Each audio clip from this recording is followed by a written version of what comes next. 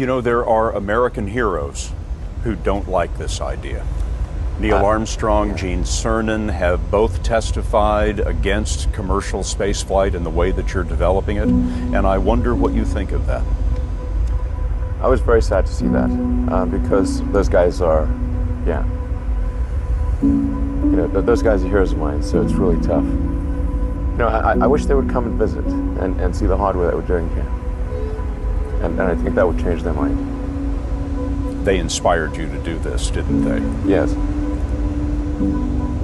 And to see them casting stones in your direction. It's difficult. Did you expect them to cheer you on? Certainly hoping they would. What are you trying to prove to them? What I'm trying to do is to make a significant difference in spaceflight and help make spaceflight accessible to almost anyone. One of the most difficult choices I've ever faced in life was in 2008. I think I had maybe $30 million left, or $30 or $40 million left in 2008. And I had two choices. I could put it all into one company, and then the other company would definitely die, or split it between the two companies. But if I split it between the two companies, then both might die. And you know, when you put your blood, sweat, and tears into creating something, or building something, it's like a child. And so it's like, which one am I going to let one starve to death? I couldn't bring myself to do it, so I split the money between the two. Fortunately, thank goodness, they both came through. What was your biggest failure, and how did it change you? Well, there's a ton of failures along the way, that's for sure. Like, so as I said, for SpaceX, the first 3 launches failed. And we were just barely able to scrape together enough parts and money to do the 4th launch. If that 4th launch had failed, we would have been dead. So multiple failures along the way. I tried very hard to get the right expertise in for SpaceX. I tried hard to find a great chief engineer for the rocket, but the good chief engineers wouldn't join, and the bad ones, well, there was no point in hiring them. So I ended up being chief engineer of the rocket. So if I could have found somebody better, then we would have maybe had less than 3 failures. That 3rd failure in a row, did you think, I need to pack this in? Never. Why not? I don't ever give up. So many people tried to talk me out of starting a rocket company. It was crazy. One good friend of mine collected a whole series of videos of rockets blowing up and made me watch those. He just didn't want me to lose all my money. We're doing these things that seem unlikely to succeed, and we've been fortunate, and at least thus far they have succeeded. Now is the time to take risk. You don't have kids. As you get older, your obligations increase. And once you have a family, you start taking risk not just for yourself, but for your family as well. It gets much harder to do things that might not work out. So now is the time to do that before you have those obligations. So I would encourage you to take risks now. Do something bold.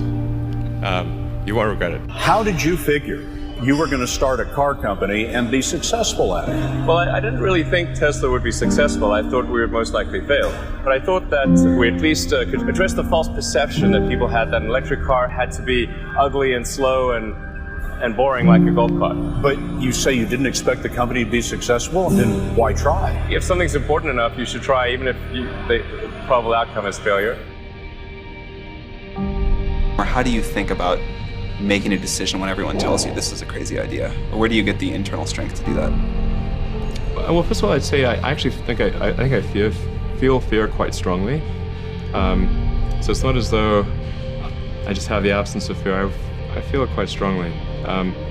But there are just times when something is important enough, you believe in it enough, that you do it in spite of the fear. I think about what technology solution is necessary in order to achieve the particular goal, and then try to make as much progress in that direction as possible. I think being a multi-planet species and being out there among the stars is important for the long-term survival of humanity. And that's one reason. But then the part that I find personally most motivating is that it creates a sense of adventure, and it makes people excited about the future. If you consider two futures, one where we are forever confined to Earth until eventually something terrible happens, or another future where we are out there on many planets, maybe even going beyond the solar system, I think that second version is incredibly exciting and inspiring, and there need to be reasons to get up in the morning. Life can't just be about solving problems. Otherwise, what's the point? There's got to be things that people find inspiring and make life worth living. When my brother and I were starting our first company, instead of getting an apartment, we just rented a small office and we slept on the couch. And we showered at the YMCA. And we're so hot up, we had one computer. So the website was up during the day, and I was coding at night. 7 days a week, all the time. And I sort of briefly had a girlfriend in that period, and in order to be with me, she had to sleep in the office. So work hard, every waking hour. That's the thing I would say, particularly if you're starting a company. Whatever area that you get into, given that even if you're the best, there's always a chance of failure. So I think it's important that you really like whatever you're doing. If you don't like it, life is too short. If you like what you're doing, you think about it even when you're not working. I mean, it's something that your mind is drawn to. And if you don't like it, you just really can't make it work, I think.